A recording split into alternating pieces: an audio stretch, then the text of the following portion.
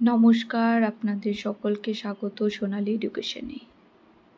এখনও পর্যন্ত যারা চ্যানেলটি সাবস্ক্রাইব করেননি শীঘ্রই করে নিন, লাইক কমেন্ট শেয়ার করেন। আজকে আমরা সিডিপি থেকে পেঁয়াজের বৈদিক বিকাশের তত্ত্ব বিস্তারিত আলোচনা করব, সাথে কিছু এমসিকিউ আলোচনা করব।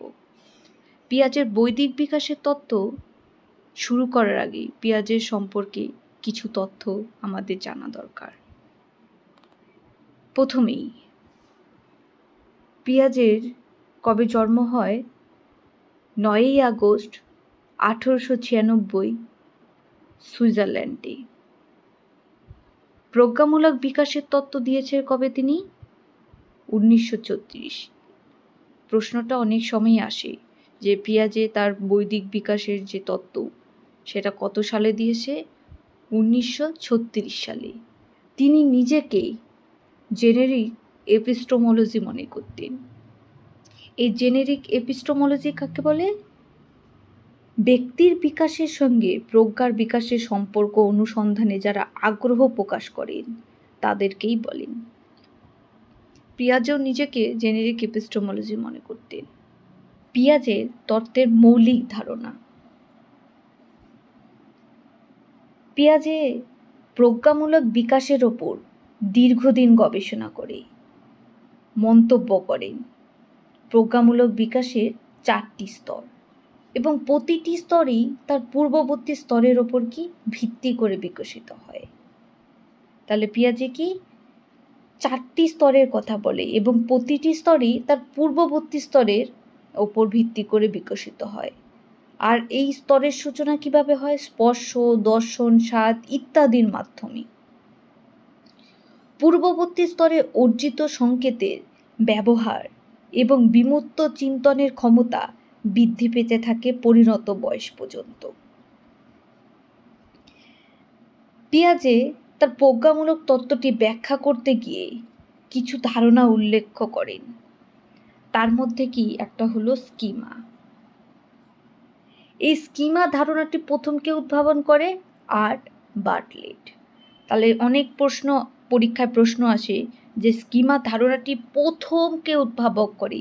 প্রথম উদ্ভাবক করে বার্টলেট। স্কিমা কি? স্কিমা হলো কোনো মুহূর্তে অর্জিত তথ্যসমূহের একক সংগঠন। এর মানে কি? কোনো একটা মুহূর্তে যে তথ্যগুলো আমরা সংগ্রহ করব তার সবগুলোর একক সংগঠন। পর মুহূর্তে শিশু যখন এই নতুন তথ্য আয়ত্ত করে তখন তার স্কিমা সম্প্রসারিত হয়। এইভাবে তিনি কি করে? নতুন তথ্য আয়ত্ত করে। আয়ত্ত করতে করতে সমগ্র জীবনব্যাপী ব্যক্তি স্কিমা সম্প্রসারিত হতে থাকে। এইভাবে প্রত্যেক সময় স্কিমা সংগঠন হতে হতে তার সমগ্র ব্যক্তি জীবনে স্কিমা সম্প্রসারিত হতে থাকে। স্কিমা সম্প্রসারিত হয় 2টি প্রক্রিয়ায়। একটা হলো অভিযোজন, একটা সাংগঠনিকরণ। ইংলিশ টার্মগুলো মনে রাখতে হবে। অভিযোজন মানে অ্যাডাপ্টেশন, সাংগঠনিকরণ মানে অর্গানাইজেশন। অভিযোজন কাকে বলে? মানুষের এই সহজাত বৈশিষ্ট্যের ওপর পেঁয়াজে বিশেষ গুরুত্ব আরোপ করেছে। পেঁয়াজের মতে অভিযোজন আবার প্রক্রিয়া 2টি প্রক্রিয়ার সমন্বয়ে গঠিত। একটা হলো আত্তীকরণ, একটা হলো সহযোজন। আত্তীকরণ মানে অ্যাসিমিলেশন, সহযোজন মানে অ্যাকোমোডেশন। তাহলে আমরা প্রথমে অভিযোজন অর্থাৎ অ্যাডাপ্টেশনের যে 2টি প্রক্রিয়া আছে সেটা সম্পর্কে আলোচনা করব। প্রথমে হলো আত্তীকরণ। আত্তীকরণ কাকে বলে? আত্তীকরণ হলো কোনো স্কিমা বা প্রজ্ঞামূলক সংগঠনের মধ্যে নতুন তথ্য, কোনো একটা ধরো স্কিমা, এর মধ্যে নতুন তথ্য, চিন্তাভাবনা বা ভাবের সংযোজন, যার ফলে স্কিমা পরিবর্তন তথা সম্প্রসারিত হয়। একটা উদাহরণ দিয়ে বোঝানো যাক। এই মুহূর্তে আমরা কি পিয়াজের প্রজ্ঞামূলক তত্ত্বটি পড়ছি। এই জ্ঞান ইতিমধ্যে অর্জিত জ্ঞানের যে স্কিমা বা প্রজ্ঞামূলক সংগঠন হয়েছে তার মধ্যে যুক্ত হয়ে স্কিমা সম্প্রসারিত হয়েছে।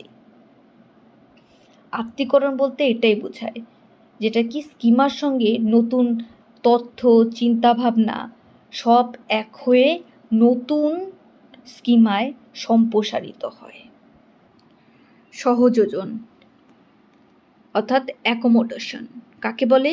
সহযোজন হলো নতুন তথ্য, চিন্তা, ভাব ইত্যাদি প্রয়োজন মতো পরিবর্তন করে স্কিমার মধ্যে যুক্ত করা। পরিবেশের নতুন তথ্য, চিন্তা, বিষয় ইত্যাদি যদি আমার বর্তমান যে স্কিমা আছে তার পক্ষে সরাসরি গ্রহণ করতে অসুবিধা হয়, সেক্ষেত্রে কি উক্ত তথ্য, চিন্তা, বিষয় প্রয়োজন মতো পরিবর্তন করে নতুন স্কিমার মধ্যে যুক্ত করাই হলো সহযোজন। তাহলে আমাদের পুরনো যে স্কিমা আছে সেটা যদি আমাদের পক্ষে গ্রহণ করতে অসুবিধা হয়, সেটা প্রয়োজন মতো কী করে পরিবর্তন করে নতুন স্কিমায় যুক্ত করাই হলো সহযোজন। মানে কঠিন যখন কোনো ধারণা যদি বুঝতে আমাদের অসুবিধা হয়, সেক্ষেত্রে প্রয়োজন মতো উদাহরণ দিয়ে সহজে সেটা আমরা বুঝে নিতে পারি। এরপরে সাংগঠনিকরণ অর্থাৎ অর্গানাইজেশন কাকে বলে? স্কিমা বা প্রজ্ঞামূলক যে সংগঠন সমূহ সেটা সংগঠিত হয়ে আরও জটিল চিন্তামূলক কাজ করতে সক্ষম হয়। অর্থাৎ আমাদের যে স্কিমা সংগঠন আছে সেটা আরও বেশি বেশি করে একত্রিত হয়ে আরও জটিল চিন্তামূলক কাজ করতে সক্ষম হয়, তখন তাকে কি সাংগঠনিকরণ বলে। একটা উদাহরণ দেওয়া যাক। বই পাঠ করতে গেলে, মানে আমরা যখন বই পড়ি, বই পড়তে গেলে প্রথমে কি করতে হবে? বইটাকে ঠিক করে ধরতে হবে, তারপরে পাতা উল্টাতে হবে, চোখ সঞ্চালন করতে হবে। এই তিনটি কাজ একত্রিত হয়ে সম্পূর্ণ কাজটি কি সম্পূর্ণ হবে। এটাই হলো সাংগঠনিকরণ। অর্থাৎ অনেকগুলো স্কিমা সংগঠিত হয়ে জটিল চিন্তামূলক কাজ করতে সক্ষম হওয়াকেই বলে সাংগঠনিকীকরণ। মৌলিক ধারণার পর এবার পিয়াজের যে 4টি স্তরের কথা বলেছে সেই 4টি স্তর সম্পর্কে আলোচনা করব। প্রথম, সংবেদন চালকমূলক স্তর অর্থাৎ সেন্সরি মোটর স্কিল, এটা কি জন্ম থেকে 2 বছর। তারপর প্রাক সক্রিয়তা স্তর, প্রি অপারেশনাল স্টেজ 2 থেকে 7 বছর। মূর্ত সক্রিয়তা স্তর, কংক্রিট অপারেশনাল স্টেজ 7 থেকে 11 বছর। যৌতিক সক্রিয়তা স্তর, ফর্মাল অপারেশনাল স্টেজ 11 থেকে 18 বছর। এই স্তরগুলা ভালো করে মনে রাখতে হবে, কেননা অনেক সময় প্রশ্ন আসে যে প্রাক সক্রিয়তা স্তর বয়স সীমা বলো, তখন বলতে হবে 2 থেকে 7 বছর। এরপর কি আছে দেখা যাক। বলেছে প্রজ্ঞামূলক বিকাশে এই স্তরগুলি, মানে এই যে 4টা স্তর, এই স্তর জানার পূর্বে এর যে প্রক্রিয়া আছে প্রক্রিয়াগুলি জানা খুবই গুরুত্বপূর্ণ। পিয়াজে এবং ইনহেল্ডারের মতে ব্যক্তির প্রজ্ঞামূলক ক্রমবিকাশে বিভিন্ন স্তরে যে 4টি প্রক্রিয়া প্রভাব বিস্তার করে, মানে এই 4টা সংবেদন চালকমূলক স্তর, প্রাক সক্রিয়তা স্তর, মুক্ত সক্রিয়তা স্তর, এই যে 4টা স্তর, এই 4টা স্তরে যে প্রক্রিয়াগুলি প্রভাব বিস্তার করে সেগুলি আলোচনা করতে হবে। সেগুলি হলো কি? প্রথম, পরিণমন বা ম্যাচুরেশন। পরিণমন বলতে কি বোঝায়? পরিণমন বলতে শারীরিক বিকাশ বিশেষ করে কি পেশি ও স্নায়ুতন্ত্রের বিকাশ, এটা একটা প্রক্রিয়া। দ্বিতীয়, অভিজ্ঞতা, এক্সপিরিয়েন্স। এই অভিজ্ঞতা পিয়াজে কি দুই ধরনের অভিজ্ঞতা বলেছে। একটা কি বস্তু সম্পর্কে অবহিত হওয়ার জন্য বস্তুর প্রতি প্রতিক্রিয়ার মাধ্যমে অভিজ্ঞতা। এটা কি মানে দুটি বস্তুকে হাতে নিয়ে কোনটি অন্যটির থেকে অপেক্ষাকৃত ভারী তা ঠিক করা, অর্থাৎ হাতে নিয়ে দেখতে হবে, এটা একটা অভিজ্ঞতা। আর দ্বিতীয় কি ব্যবহারের মাধ্যমে, অর্থাৎ ব্যবহার করে বস্তু সম্পর্কে অভিজ্ঞতা অর্জন করা, একটা হাতে নিয়ে একটা ব্যবহার করে। 3 নম্বর, সামাজিক মিথস্ক্রিয়া। শিশুর সামাজিক পরিবেশে অন্যান্যদের নিকট থেকে জ্ঞান অর্জন করাকেই সামাজিক মিথস্ক্রিয়া বলে। এক্ষেত্রে কি পিতামাতা শিশুদের বই পড়তে সাহায্য করে, তাহলে পিতামাতার নিকট থেকে কি জ্ঞান অর্জন করে, এটাই হলো সামাজিকরণ। 4 নম্বর, ভারসাম্য। শিশুরা সর্বদাই আত্মনিয়ন্ত্রণের মাধ্যমে কি ভারসাম্য বজায় রাখে। আমরা পূর্বেই পড়েছি কি আত্মীকরণ, সহযোজন, সাংগঠনিকীকরণ, এর সাহায্যে কি শিশু সর্বদাই কি আত্মনিয়ন্ত্রণ করে চলে। উদাহরণ হিসেবে বলা যেতে পারে কি শিক্ষার্থী বিজ্ঞানের ক্লাসে নতুন কিছু শেখে, এই নতুন কিছু শেখাকে কি বলে আত্মীকরণ। ওইগুলি অধ্যয়ন করে, আলোচনা করে, গ্রহণ করে, এটাকে বলে সহযোজন।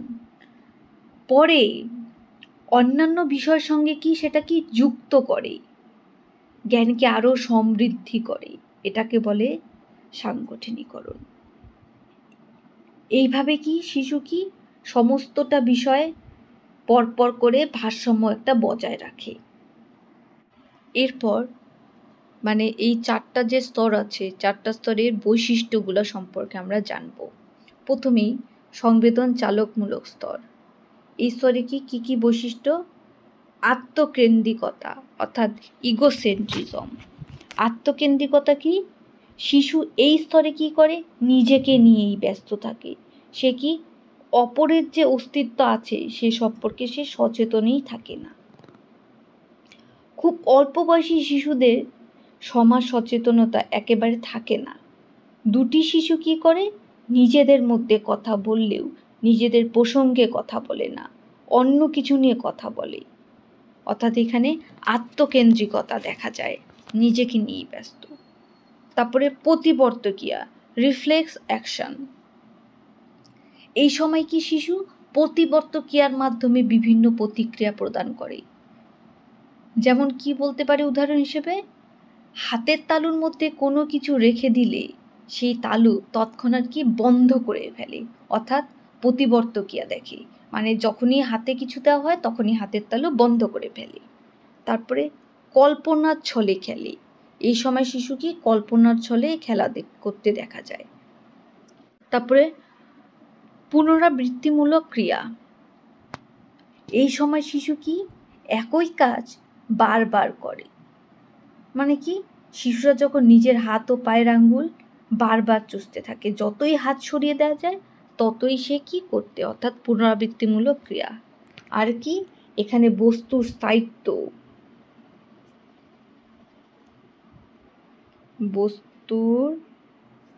বস্তুর স্থায়িত্ব সম্পর্কে কি কোনো বোধ থাকে না, অর্থাৎ শিশুদের সামনে যে বস্তু থাকে সেটারই অস্তিত্ব সে স্বীকার করে।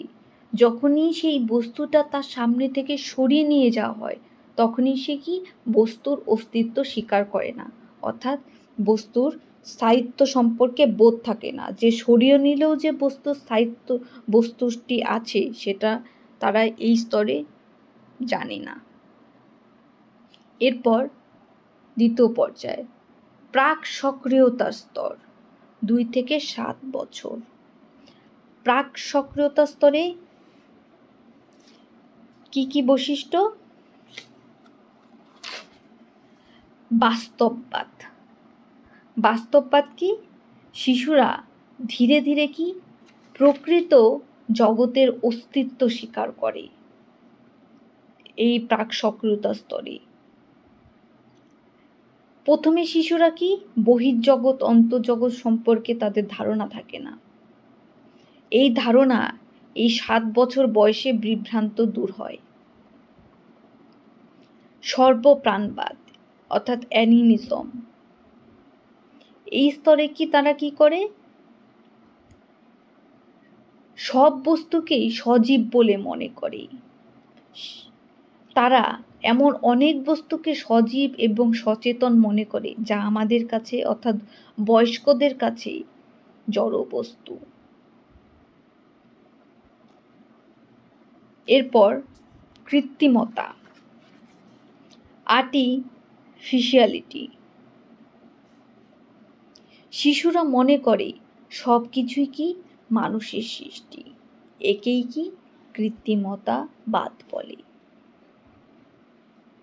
উদাহরণ দিতে গিয়ে পিয়াজে বলেছে, পরীক্ষায় অংশগ্রহণকারী অনেক শিশুকেই যখন জিজ্ঞাসা করা হয় কেমন করে চাঁদের সৃষ্টি হয়, অনেকে উত্তর দেয় কি যখন থেকে আমরা বেঁচে আছি তখন থেকেই। এখান থেকে কি আত্মকেন্দ্রিকতার প্রকাশ পায়। এই স্তরের শেষের দিকে কৃত্রিমতাবাদ কিছুটা হলেও ত্রুটিমুক্ত হয়।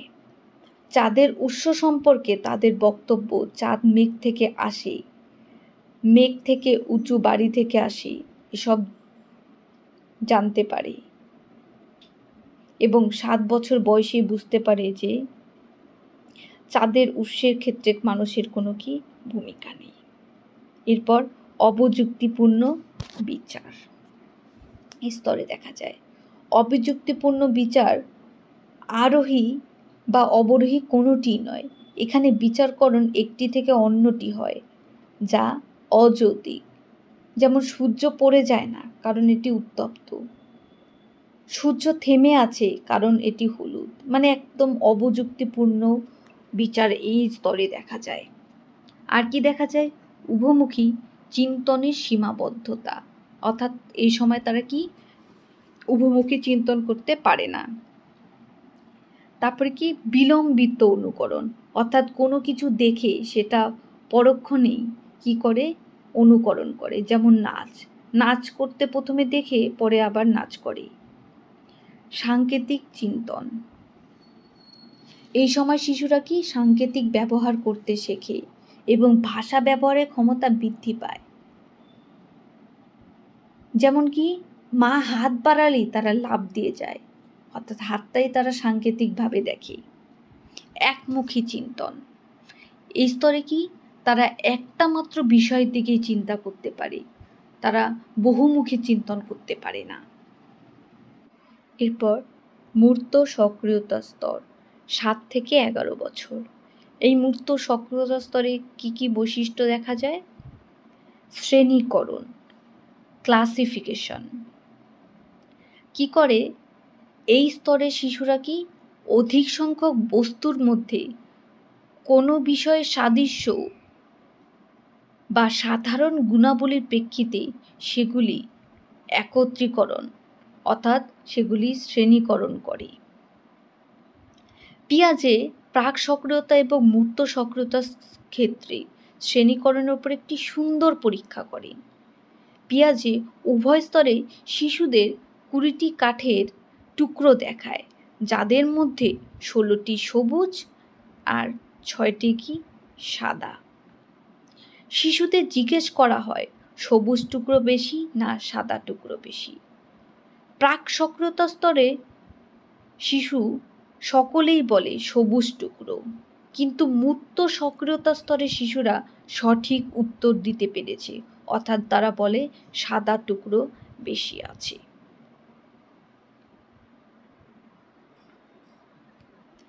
অর্থাৎ মূর্ত সক্রিয়তা স্তরের শিশুরা কি করতে পারে, শ্রেণীকরণ করতে পারে, অর্থাৎ সাদৃশ্য কোন বিষয়ে আছে, তারা কোন বিষয়ে সাদৃশ্য কোন বিষয়ে বৈসাদৃশ্য আছে তারা শ্রেণীকরণ আলাদা আলাদাভাবে করতে পারে। এরপর ক্রমপর্যায়। ক্রমপর্যায় কি বস্তুর আকার বৃদ্ধি বা হ্রাসের প্রেক্ষিতে বিন্যাস করতে পারে এই স্তরে। মূর্ত স্তরের শিশুরা ছোট ও বড় ব্লক সাজাতে পারে, তবে কি বিমূর্ত চিন্তা করতে পারে না। অর্থাৎ ক্রমপর্যায়ে কি ছোট থেকে বড়তে তারা সাজাতে পারে। তাহলে আমরা যদি এখন প্রশ্ন করি যে ক্রমপর্যায় কোন স্তরের বৈশিষ্ট্য, তখন বলবো মূর্ত সক্রিয়তা স্তরের বৈশিষ্ট্য। তাই প্রত্যেকটা স্তরের বৈশিষ্ট্য আমাদের ভালোভাবে মনে রাখতে হবে। এরপর সংখ্যার ধারণা। সংখ্যা সম্পর্কে ধারণার অর্থ সংখ্যার সাহায্যে কোনো গাণিতিক প্রক্রিয়াকরণ নয়, 1, 2, 3 ইত্যাদি সম্পর্কে সঠিক ধারণা। 1, 2 এর অর্থ শিশুর নিকট কি পরিষ্কার করতে হবে। কিভাবে এটা করা যায়? সংখ্যার ধারণা একটা শিশুকে শেখানো যেতে পারে একটা লেবু, একটা আপেল, একটা কলা, মানে এই সংখ্যার সাথে কোনো কিছু যুক্ত করে, তাহলে সংখ্যার ধারণা সম্পর্কে শিশুদের স্পষ্ট হয়ে যাবে। এরপর সংরক্ষণ। সংরক্ষণ কাকে বলে? কোনো বস্তুর বাহ্যিক পরিবর্তন হলেও মূল বস্তুটির কোনো পরিবর্তন হয় না, একে কি বলে? সংরক্ষণ বলে। তার মানে কোনো একটা বস্তুর বাইরের দিকের পরিবর্তন যতই হোক না কেন, ভিতরে কি কোনো পরিবর্তন হয় না, এই বোধকেই কি সংরক্ষণ বলে। এই প্রসঙ্গে পিয়াজের একটি পরীক্ষার কথা উল্লেখ করা যায় যে দুটো একই রকমের পাত্র নির্দিষ্ট উচ্চতা পর্যন্ত কি জল ঢালা হয়। এখন একটি পাত্রের জল অপেক্ষাকৃত লম্বা সরু পাত্রে ঢালা হয়। স্বাভাবিকভাবে তৃতীয় পাত্রটি জলের উচ্চতা কি হবে? অধিক হবে, কেননা এটা সরু আর লম্বা।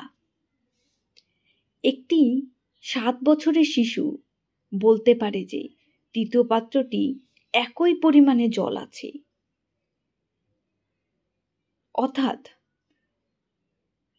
এটি শিশুর পক্ষে বলা সম্ভব, কারণ সে মানসিকভাবে তৃতীয় পাত্রটি কি আগের পাত্রের ধারণার সঙ্গে যুক্তিগ্রাহ্য করে তোলে। 6 থেকে 7 বছরের শিশুরা তরলের তল, বস্তুর উচ্চতা ও ক্ষেত্রের কম বেশি বুঝতে পারে। 9 থেকে 10 বছরের শিশুরা ওজনের যে তারতম্য বুঝতে পারে। 11 থেকে 12 বছরের শিশুরা আয়তন সম্পর্কে ধারণা সংরক্ষণ করতে পারে। তাহলে এখান থেকে প্রশ্ন আসতেই পারে, কত বছরের শিশুরা তরলের তল, বস্তুর দৈর্ঘ্য ও ক্ষেত্রের কম বেশি বুঝতে পারে? সেক্ষেত্রে কত হবে? 6 থেকে 7 বছর।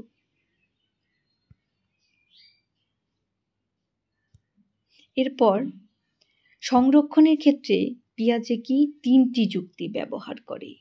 একটা কি? সমতা বা অভেদের যুক্তি।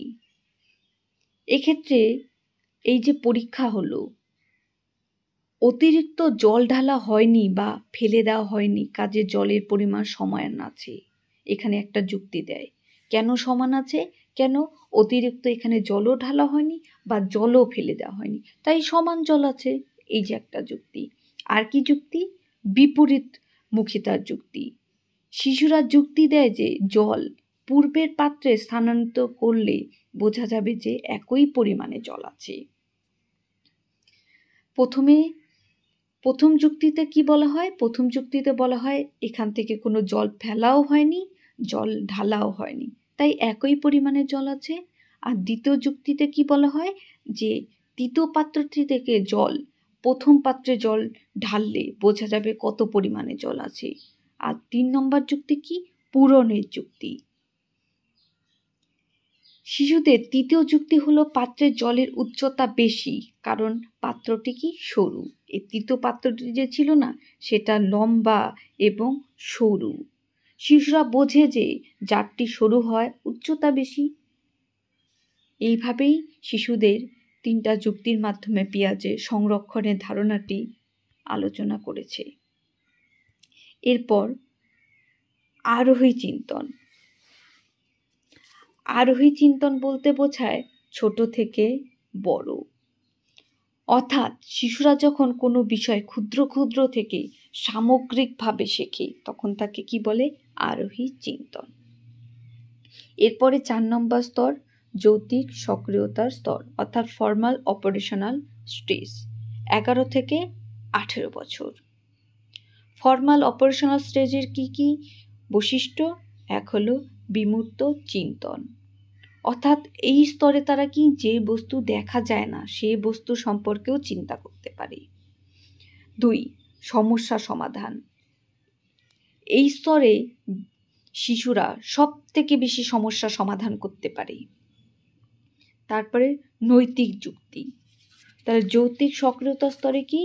একজন শিশু ভালো মন্দ বিচারকরণের ক্ষমতা জন্মায়, সে ভালো মন্দ সম্পর্কে সিদ্ধান্ত নিতে পারে। উচ্চ পর্যায়ের চিন্তন। তাহলে এই স্তরে শিশুদের কি উচ্চ পর্যায়ে চিন্তন লক্ষ্য করা যায়। প্রত্যেকটা স্তর সম্পর্কে তো জানলাম, স্তরের বৈশিষ্ট্য। এবার প্রত্যেকটা স্তরে শিক্ষাগত তাৎপর্য। প্রথমে সংবেদন চালকমূলক স্তরে শিক্ষাগত তাৎপর্য। শিশুদের নিকট বিভিন্ন আকার আকৃতি খেলনার বস্তু দিতে হবে যাতে কি তারা আকার আকৃতি বর্ণ সম্পর্কে জ্ঞান লাভ হয়। নানা রকম খেলনার বস্তু তাদের সামনে রাখতে হবে যাতে তারা তাদের অঙ্গ প্রত্যঙ্গ সঞ্চালনের মাধ্যমে কি করতে পারে? সেগুলো সম্পর্কে জ্ঞান অর্জন করতে পারে। স্পর্শ, দর্শন, তারপরে গড়িয়ে দিবে, ছুঁড়ে দিবে, এইভাবে তারা নানা রকম প্রতিক্রিয়া করার মাধ্যমে বিষয়বস্তু সম্পর্কে জ্ঞান অর্জন করবে। এরপর প্রাক সক্রিয়তা স্তর। প্রাক সক্রিয়তা স্তরে শিক্ষাগত তাৎপর্যটা কি? এই স্তরে শিশুদের ভাষার ব্যবহারের ক্ষমতা জন্মায়, অর্থাৎ ভাষার ব্যবহার করতে পারে। এই বয়সে শিশুদের কল্পনাগুলিকে অঙ্কনের মাধ্যমে রূপ দিতে পারে। আর কি করতে পারে? শিশুরা ঘুমিয়ে পড়ার ভান করে এবং কোনো কিছু দেখে এসে বিলম্বে সেটা কি অনুকরণ অর্থাৎ নকল করতে পারে। যৌক্তিক সক্রিয়তা স্তরে শিক্ষাগত তাৎপর্য কি?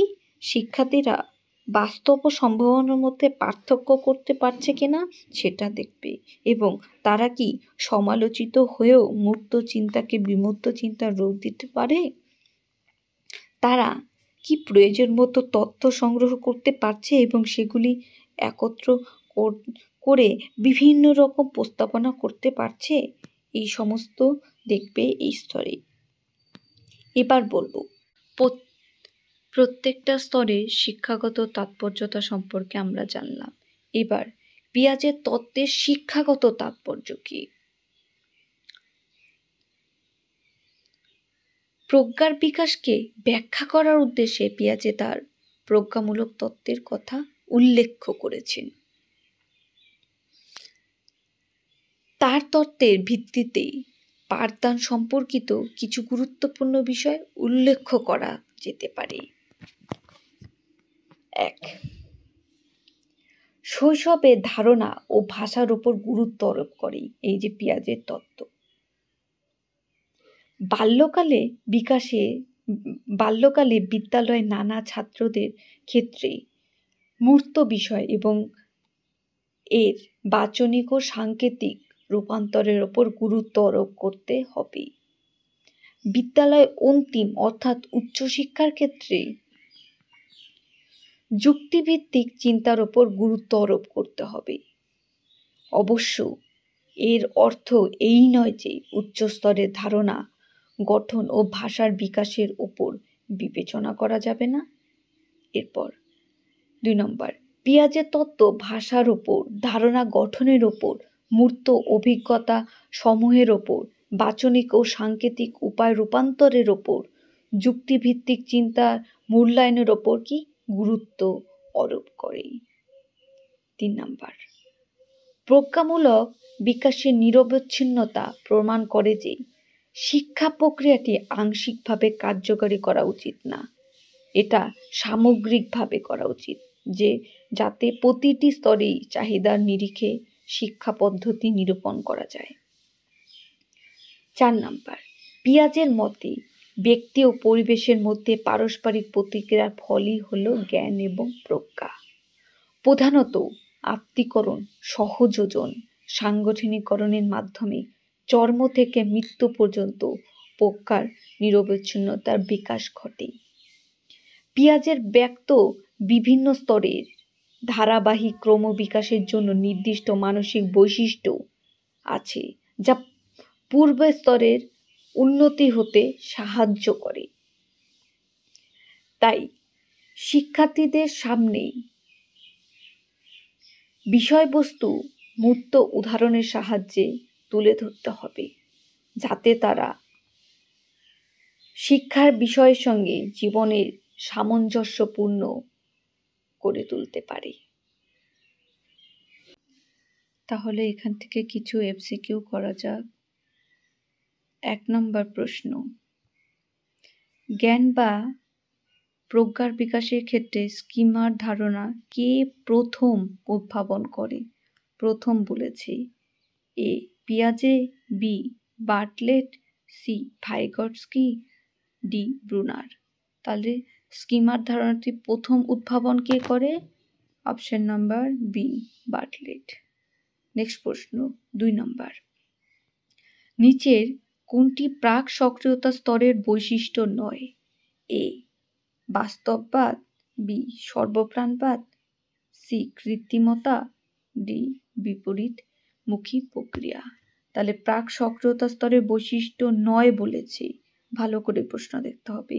নয় হলো বিপরীতমুখী প্রক্রিয়া, অপশন নাম্বার ডি বিপরীতমুখী প্রক্রিয়া। এটা কি মুক্ত সক্রিয়তা স্তরের বৈশিষ্ট্য। নেক্সট প্রশ্ন 3 নাম্বার, পিয়াজের মতে প্রজ্ঞামূলক বিকাশের ক্রম পর্যায়। এ সংবেদন চালকমূলক স্তর, মূর্ত সক্রিয়তা স্তর, প্রাক সক্রিয়তা স্তর, যৌক্তিক সক্রিয়তা স্তর। বি সংবেদন চালকমূলক স্তর, মূর্ত সক্রিয়তা স্তর, যৌথ সক্রিয়তা স্তর, প্রাক। আমরা জানি পিয়াজের যে প্রজ্ঞামূলক বিকাশের স্তর, প্রথমে হলো সংবেদন চালকমূলক, তারপরে প্রাক সক্রিয়তা স্তর, তারপরে মুক্ত সক্রিয়তা স্তর, তারপর যৌক্তিক সক্রিয়তা স্তর। এটা আছে কি অপশন নাম্বার ডি। নেক্সট প্রশ্ন 4 নম্বর, জেনেটিক এপিস্টেমোলজির প্রবক্তা হলেন? A Bruner, B Skinner, C পিয়াজে। জেনেটিক এপিস্টেমোলজির প্রবক্তাকে? অপশন নাম্বার সি পিয়াজে। নেক্সট প্রশ্ন 5 নম্বর, পিয়াজের চিন্তনের 2টি প্রবণতার কথা উল্লেখ করেছে। 2টা চিন্তনের প্রবণতা কি কি? এ সংগঠন ও অভিযোজন, বি স্কিমা ও শিখন, সি আত্মীকরণ ও সংগঠন, ডি শিখন ও সংগঠন। তাহলে পিয়াজের চিন্তনের 2টি প্রবণতার কথা বলে, একটি হলো সংগঠন আর অপরটি কি অভিযোজন। সঠিক উত্তর কি অপশন নাম্বার এ। নেক্সট প্রশ্ন 6 নাম্বার, পিয়াজের মতে শিখনের জ্ঞানমূলক তত্ত্বের যে পদ্ধতির সাহায্যে জ্ঞানমূলক কাঠামোর পরিবর্তন ও পরিমার্জন হয় তা হলো কি? এ আত্মীকরণ, বি উপযোজন, সি সংগঠন। তাহলে সঠিক উত্তর হবে উপযোজন। স্কিমা সম্প্রসারণের কটি প্রক্রিয়া হয়? স্কিমা সম্প্রসারণ আমরা জানি কটি প্রক্রিয়া হয়? 2টি প্রক্রিয়ায়, অপশন নাম্বার ডি। নেক্সট প্রশ্ন 8 নম্বর, নিচের কোন মনোবিদ বোধ বিকাশের ক্ষেত্রে ব্যক্তির উপর বিশেষ গুরুত্ব আরোপ করে? ভাইগটস্কি, পিয়াজে, ব্রুনার। অপশন নাম্বার বি পিয়াজে। নেক্সট প্রশ্ন 9 নাম্বার, পিয়াজে কোন ধরনের নিমিত্তবাদের ব্যাখ্যা দেন? ব্যক্তিভিত্তিক, সমাজ নির্ভর, মৌলিক নাকি ট্রাইভিয়াল? আমরা জানি পিয়াজে কি ব্যক্তিভিত্তিক নিমিত্তবাদের ব্যাখ্যা দেয়, আর সমাজ এটা ভাইডস্কি।